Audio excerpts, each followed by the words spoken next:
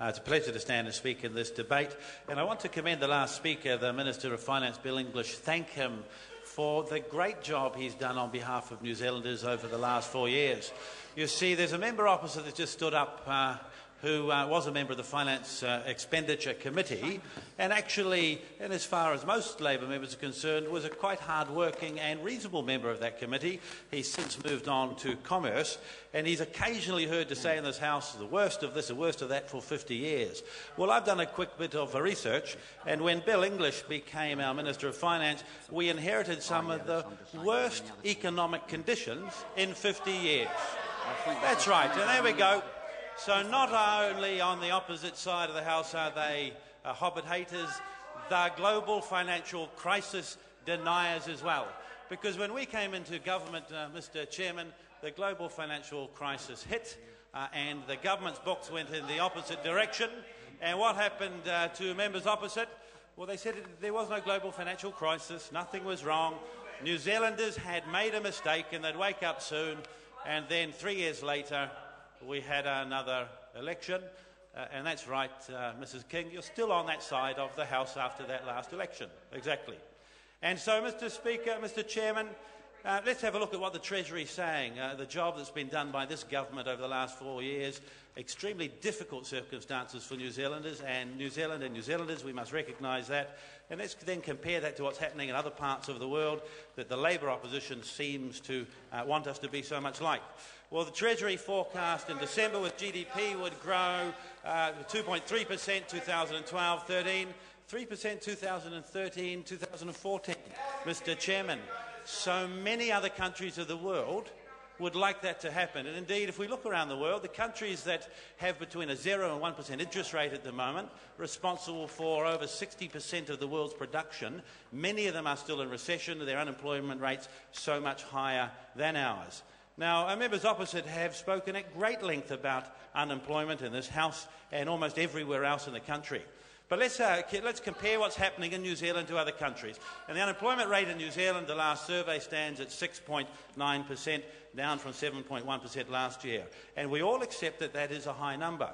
But let's compare it to Europe, because we hear so much about the policies of parts of Europe and how New Zealand should emulate them and do a lot more like them.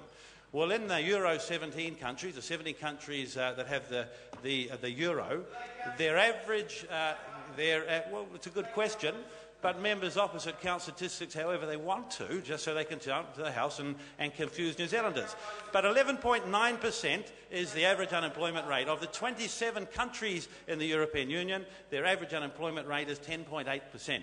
The USA, and we heard earlier from the New Zealand First about what is or isn't happening around manufacturing in the USA. 7.7% is their unemployment rate, the same as the United Kingdom.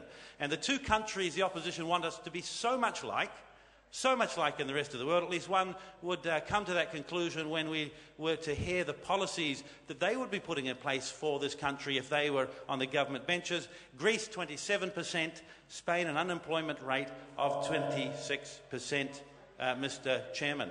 Now, I again say to our Prime Minister John Key and to our Minister of Finance Bill English that thank goodness New Zealanders decided that they trusted the judgment of these two men, that they saw through very difficult times New Zealand was going into the right direction, and that certainly, Mr.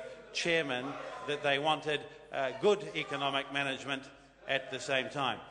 So what does the opposition say about this? Well, really it's to oppose, and I accept, Mr. Chairman, that when you're in opposition, the front of the title it says oppose.